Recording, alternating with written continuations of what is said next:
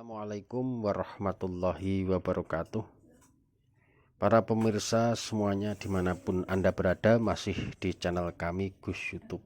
Dengan ini mengisahkan kelahiran Raden Patah, bukti kejayaan Kesultanan Bintoro yang masih dapat dilihat sampai sekarang, yaitu Masjid Agung Demak yang terletak di sebelah barat alun-alun dan keadaannya masih terawat baik meskipun usia sangat lama sekali, sudah hampir 6 abad, dan halamannya juga mendukung, sangat indah sekali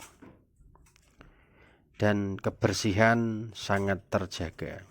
Jika ditelusuri sejarah awalnya, pada lokasi masjid dan sekitarnya dulu masih merupakan hutan belantara yang dikenal dengan nama hutan Gelagah Wangi. Berkat perjuangan Raden Patah yang didukung para wali, hutan tersebut berhasil dibabat sampai menjadi sebuah perkampungan yang banyak penduduknya. Untuk memenuhi perintah gurunya di tempat yang baru tersebut, kemudian didirikan sebuah pondok pesantren. Dengan demikian, Gelagah Wangi berfungsi sebagai pos penyiaran agama Islam yang pusatnya masih berada di Ngampel Dento, Surabaya. Kawasan tersebut sebenarnya masih termasuk wilayah kekuasaan Kerajaan Majapahit dengan rajanya Prabu Kertabumi Brawijaya V yang memerintahkan pada tahun 1468-1478 Masehi, menjelang awal runtuhnya Kerajaan Majapahit, bersamaan dengan masa gigihnya para wali dalam penyebaran agama Islam ke pelosok tanah Jawa. Para wali yang lebih dikenal dengan sebutan Wali Songo ini memiliki keinginan untuk mengislamkan penduduk tanah Jawa, akan tetapi hal tersebut tidak mudah untuk diwujudkan, sebab agama resmi Kerajaan Majapahit dan agama yang banyak dianut oleh rakyat adalah agama Buddha. Maka satu-satunya jalan terbaik adalah kerjasama dengan lingkungan istana. Masalah ini didatangi langsung oleh Sunan Ampel yang sebelumnya sudah ada hubungan keluarga, yakni keponakan Dewi Dworowati yang menjadi permaisuri Prabu Kertabumi Brawijaya V, sehingga bebas keluar masuk di istana Majapahit, karena yang diperbolehkan keluar masuk di istana Majapahit harus orang dalam. Untuk membobol benteng pertahanan Majapahit yang menjadi penghalang bagi perjuangan para wali, Sunan Ampel mendatangkan yaitu Dewi Kiem, putri bangsawan Kamboja yang terkenal dengan sebutan Putri Cempa. Selanjutnya Dewi Kiem dihadiahkan kepada Prabu Kertabumi Brawijaya V yang saat itu masih menjabat sebagai Mangkubumi. Sebagai tali persahabatan, usaha Sunan Ampel ternyata berhasil. Dewi Kiem tidak hanya diterima sebagai tamu oleh keluarga atau dayang-dayangnya istana, tetapi langsung dijadikan istri Kertabumi Brawijaya V. Ketika Dewi Kiem mengandung 3 bulan, para ahli nujum Kerajaan Majapahit sudah meramalkan bahwa bayi yang akan lahir dari dalam kandungan Dewi Kiem kelak akan menjadi raja besar di tanah Jawa.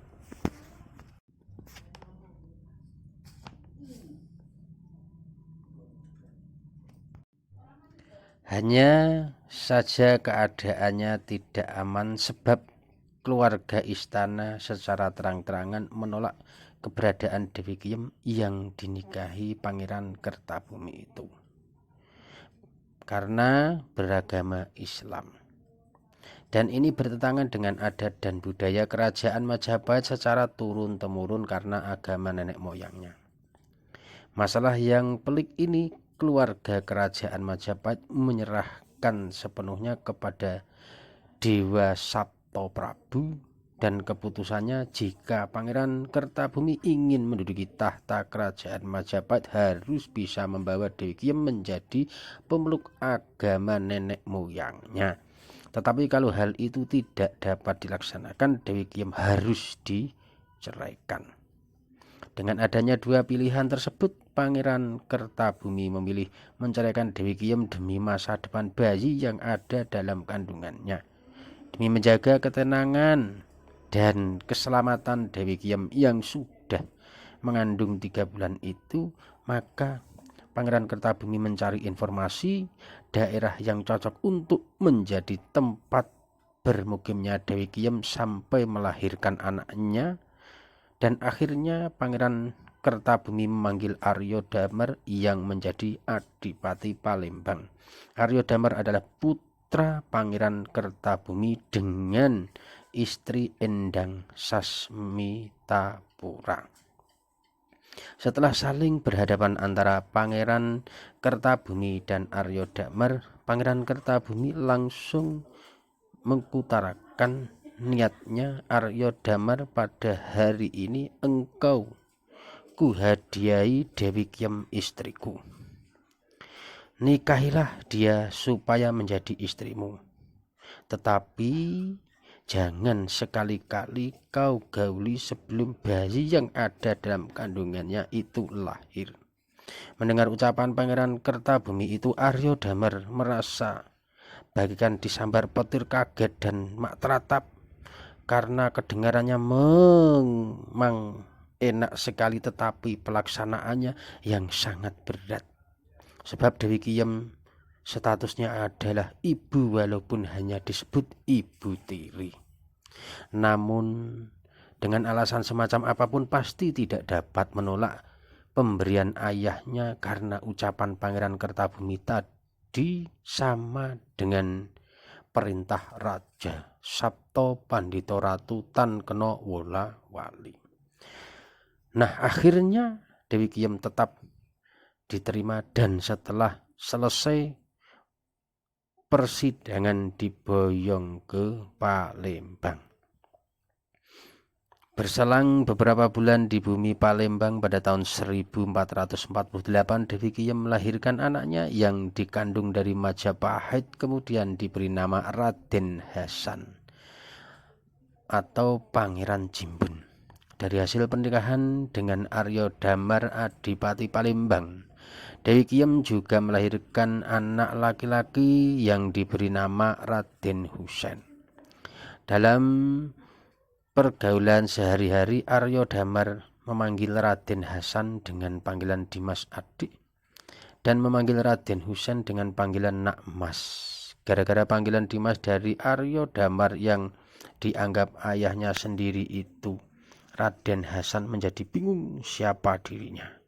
Karena tidak mampu lagi menyimpan pertanyaan tersebut, ditanyakan kepada ibunya, sebenarnya Dewi Kiyem masih keberatan untuk membuka rahasia tentang dirinya, karena takut harus secepat itu berpisah dengan anaknya. Tetapi berat hati semacam apapun demi masa depan anaknya, Dewi Kiyem terpaksa harus berkata dengan jujur.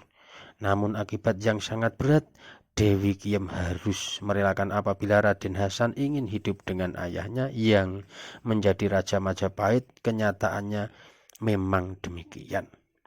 Pernyataan Dewi Kiyem menjadi pendorong niat Raden Hasan untuk bertemu dengan ayahnya Prabu Kertabumi Brawijaya V yang masih bertahta sebagai Raja Majapahit di tanah Jawa. Setelah diberi restu oleh ibunya, Raden Hasan mempersiapkan perbekalan yang akan dibawa ke tanah Jawa, tetapi secara diam-diam Raden Husein juga bersiap-siap akan mengikuti jejak kakaknya agar bisa bertemu dengan kakeknya yang menjadi Raja Majapahit. Raja Majapahit yakni Prabu Kertabumi Brawijaya V. Demi keadilan ibunya mengizinkan kedua putranya untuk pergi ke tanah Jawa secara bersamaan. Sesampainya di Semarang, keduanya berpisah. Raden Husein langsung menemui kakeknya Prabu Kertabumi Brawijaya V di Majapahit.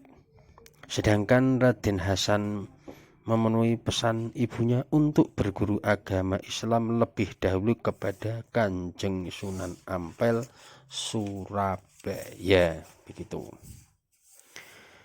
Perjalanan hidup dua bersaudara tunggal itu memang mempunyai nasib yang berbeda.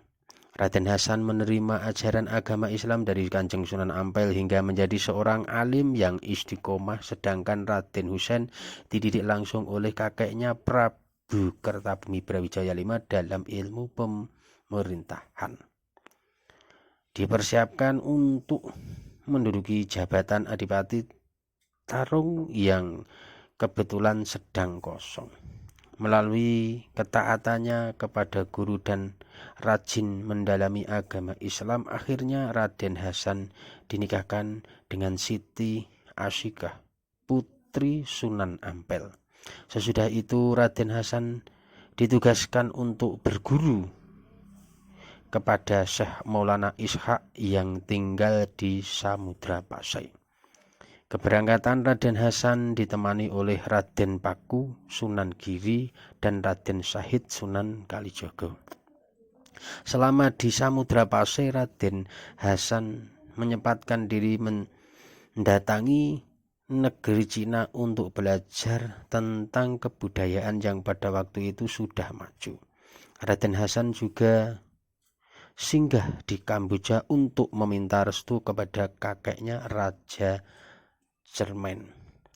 Sepulang dari Kamboja, Raden Hasan mampir ke Malaka menemui Sultan Masyur dengan tujuan minta bantuan. Setelah itu, minta bantuan salah satu tenaga dari 5 pendekar yang bernama Hang Jebat dari Samudra Pasai. Raden Hasan mendapat titipan seorang ahli tasawuf yang kemudian hari membantu menyiarkan agama Islam di Demak. Ajarannya Thorekoh Naksabandiyah. Ahli tersebut bernama Kiai Mekah.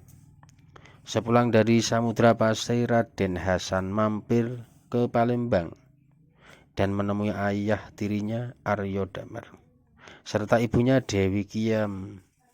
Dari Palembang mendapat titipan lagi, yaitu Kiai Palembang yang ahli dalam bidang kelautan. Kemudian hari ketiga pengikut tersebut dimakamkan di Demak. Setelah kurang lebih 6 tahun dalam pengembaraan, Hasan ditugaskan oleh gurunya yaitu Sunan Ampel untuk membuka pesantren di Gelagahwangi yang masih berupa hutan belantara.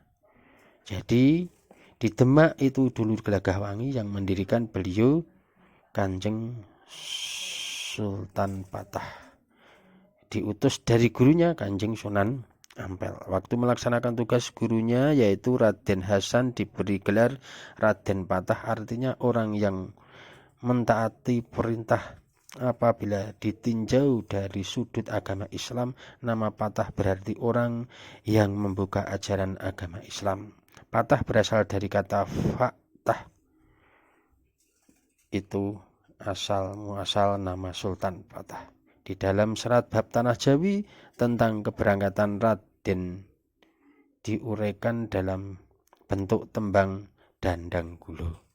Itulah sejarah Masjid Demak Bintoro yang dulu desa Gelagahwangi menjadi pondok pesantren yang mendirikan Raden Sultan Patah diutus gurunya beliau Kanjeng Sunan Ampel.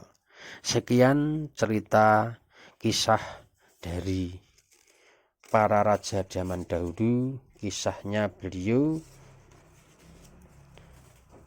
Raden Patah. Dan Nantikan cerita dan kisah berikutnya di channel kami Gus YouTube.